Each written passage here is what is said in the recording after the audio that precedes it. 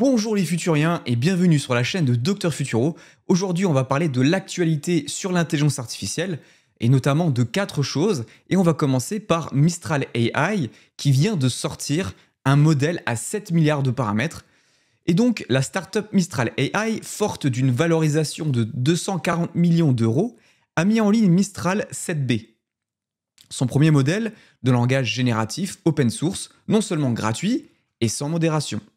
Mistral 7B se distingue également par une efficacité et une rapidité qui le positionnent face à des géants tels qu'OpenAI, Microsoft, Google et Meta. Donc voilà, en Europe, il y a quelqu'un qui veut essayer, il y a une startup en tout cas qui veut essayer de concurrencer les géants, les magmas, Meta, Google, Microsoft et tout ça, et OpenAI. Et donc la startup française Mistral AI, valorisée à 240 millions d'euros, a dévoilé Mistral 7B, un modèle de langage génératif open source, gratuit et dépourvu de mécanismes de modération. Ce modèle de langage se distinguerait par sa rapidité et son efficacité par rapport aux solutions propriétaires concurrentes comme OpenAI, GPT, ChatGPT, Microsoft Bing, Google BERT, Lambda Bard et Meta Llama, le tout pour un coût minime. Mistral 7B n'est que le début du voyage de l'entreprise dans l'univers de l'intelligence artificielle. D'après l'annonce officielle, ce modèle de langage peut déjà être utilisé pour effectuer une variété de tâches telles que le résumé, la structuration de texte et la réponse à des questions. Comme dit plus haut, l'aspect open source de Mistral 7B, publié sous licence Apache 2.0, permet une utilisation sans restriction. Avec Mistral 7B, la startup française Mistral AI, cofondée par Guillaume Lample, Arthur Mensch et Timothée Lacroix, marque donc une entrée fracassante dans le domaine de l'IA. Publié le 27 septembre, ce premier modèle de langage à large multitâche, LLM, de la société est doté de 7 milliards de paramètres. Et donc, ils ont montré les performances. Et en termes de performance, par rapport à une IA, à un modèle de langage qui est plus gros comme Llama 2, les performances sont équivalentes, voire supérieures. Mais il y a un petit souci. Malheureusement, avec cette IA, une modération absente. Cependant, la liberté offerte par Mistral 7B n'est pas sans soulever des questions de sécurité. Le chercheur en sécurité Paul Rodger a souligné l'absence de mécanisme de modération dans le modèle. À travers un ensemble de 175 questions-réponses compilées, il a mis en évidence la possibilité de récupérer des informations sur des activités criminelles, AI, incluant des instructions relatives au meurtre, au suicide ou à la production de drogue. Voilà, donc en fait, c'est assez facile à expliquer. Nous, aujourd'hui, la version qu'on a publique de ChatGPT, donc GPT-4, en fait, elle est abrutie. Elle a été de façon délibérée abrutie pour ces problèmes justement de sécurité. Donc il faut savoir que la version qu'on a aujourd'hui par rapport à la sortie il y a quelques mois, c'est pas du tout pareil en termes de performance, en termes de raisonnement. Et ce qui est intéressant encore, c'est que j'avais regardé d'autres papiers scientifiques qui montraient justement qu'avant même la sortie donc publique de GPT-4, les performances de raisonnement étaient encore plus grandes quand la version était non publique, quand ils faisaient les tests en laboratoire. Donc ça, c'est quand même assez intéressant.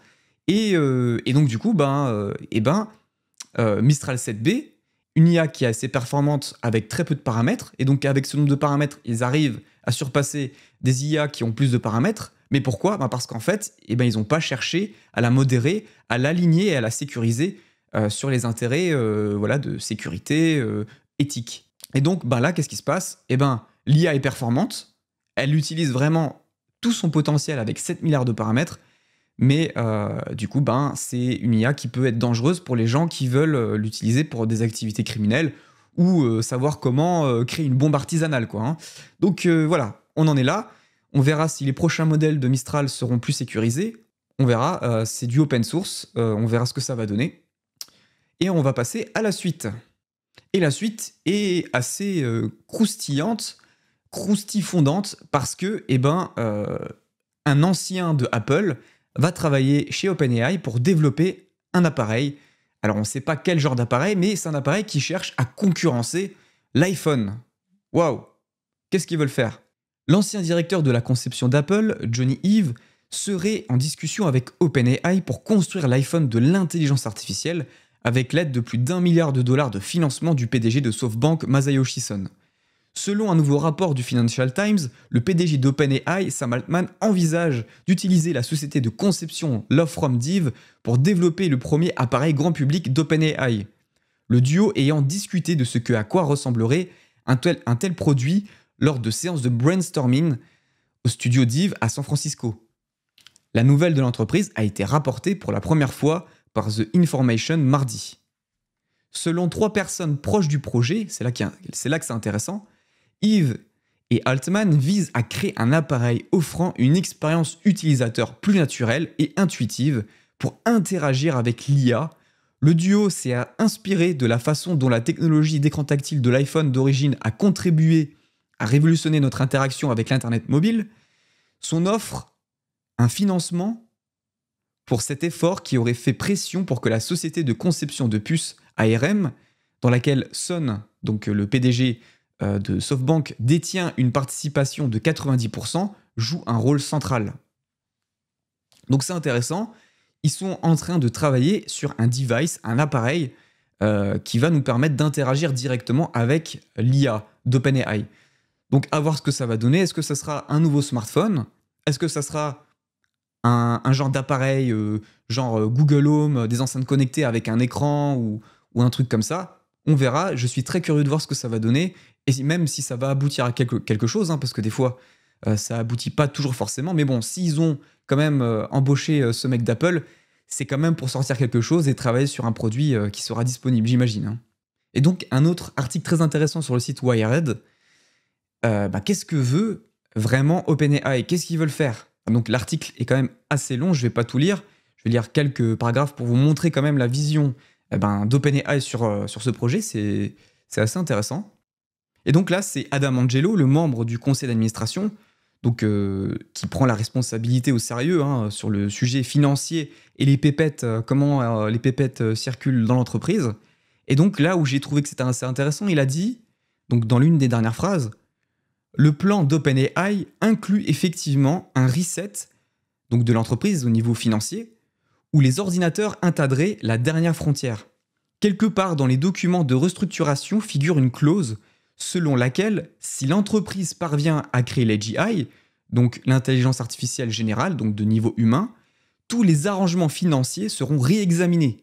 Après tout, ce sera désormais un nouveau monde, l'humanité aura un partenaire extraterrestre capable de faire une grande partie de ce que nous faisons, mais en mieux. Les arrangements antérieurs pourraient donc être effectivement kaput. Donc c'est intéressant parce que ça veut dire qu'ils considèrent eux-mêmes que le changement économique majeur qui va arriver avec l'AGI va tellement être important qu'eux-mêmes, en tant qu'entreprise, ils vont avoir des restructurations économiques qui vont faire que ça va tout changer. Ça va changer l'économie au niveau mondial, d'avoir une telle intelligence artificielle, mais ça va aussi changer l'économie de l'entreprise. Donc le capitalisme tel qu'on le connaît aujourd'hui risque de muter dans une nouvelle forme, on va dire post-AGI. Et donc c'est ça qui est assez intéressant. Donc post-intelligence artificielle de niveau humain. Forcément parce qu'une grande partie des métiers, une partie même assez significative des métiers autour du monde seront touchés par ça. Donc effectivement, l'économie va devoir s'adapter, changer ou muter. Et donc ensuite, il y a un autre petit paragraphe dans cet article qui est très intéressant, donc du directeur de recherche scientifique d'OpenAI. Donc Ilya Sutskever. Attendez, le nom est compliqué. Hein. Ilya Sutskever, voilà. Et ce monsieur, donc c'est le petit protégé, le petit poussin de Geoffrey Hinton, donc l'un des pionniers du deep learning.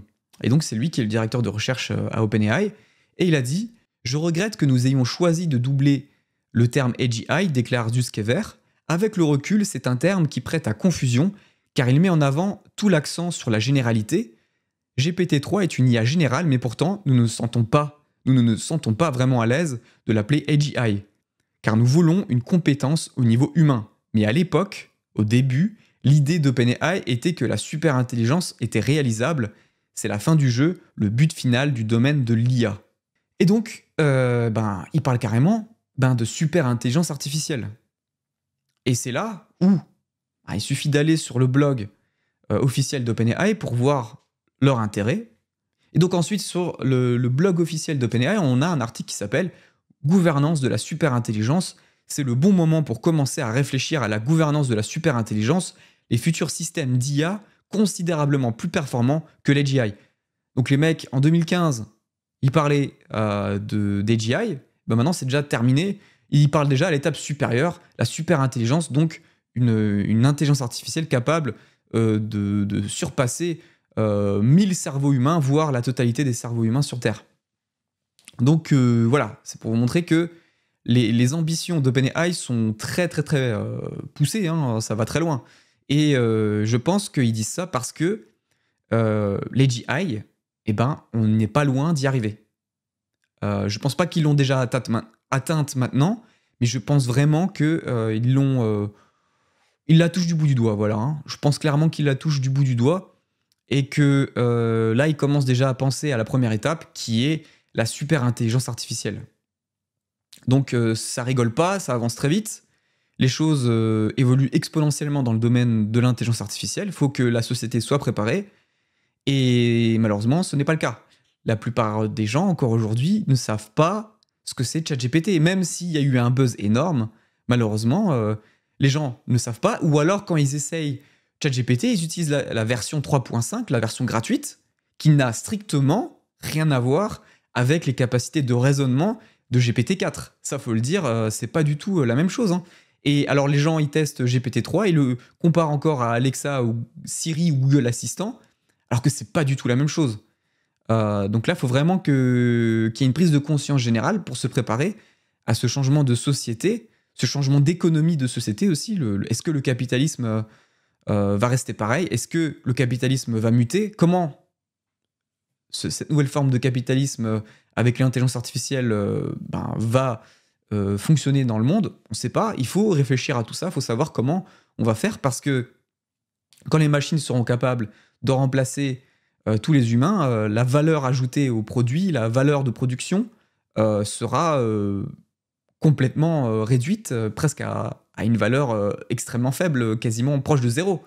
Donc le capitalisme, comment fonctionne-t-il dans un monde où les services sont rendus à un niveau très faible? Autre point assez intéressant dans ce texte, eh ben, c'est ce petit paragraphe que j'ai surligné.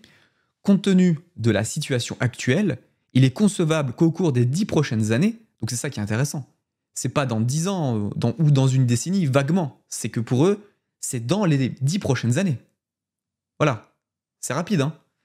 Les systèmes d'IA dépasseront le niveau de compétence des experts dans la plupart des domaines et réaliseront autant d'activités productives que l'une des plus grandes entreprises d'aujourd'hui. Voilà, donc c'est clair, hein. Pour eux, la superintelligence, c'est bientôt. Et c'est pas vaguement, comme certains le disaient avant dans le passé, oui, dans 10 ans, parce qu'on dit souvent, oui, dans 10 ans, on sera capable de faire ci, de faire ça, vaguement, et donc du coup, après, 10 ans après, on n'y est pas encore, ou à moitié. Là, non, c'est genre dans les 10 ans. C'est plus ou moins précis déjà, quoi. Hein. Donc, autre chose assez intéressante, c'est ce paragraphe-là. Les systèmes d'aujourd'hui créeront une valeur considérable dans le monde et, même s'ils comportent des risques, le niveau de ces risques semble proportionné à celui des autres technologies Internet et les approches probables de la société semblent appropriées. Donc ils sont en train de dire que, effectivement, avec l'IA, il y a des risques, mais que les risques, en réalité, ne sont pas si énormes par rapport aux risques qu'on a eu avec l'arrivée d'Internet. Voilà. Donc ils ne pensent pas qu'on aura plus de risques que l'arrivée d'Internet. Donc ça, à voir, on verra effectivement dans la réalité. Et ensuite, à la fin, le monde est confronté à de nombreux problèmes pour lesquels nous aurons besoin de beaucoup plus d'aide pour les résoudre. Cette technologie peut améliorer nos sociétés et la capacité créative de chacun à utiliser ces nouveaux outils nous étonnera certainement. La croissance économique et l'amélioration de la qualité de vie seront étonnantes.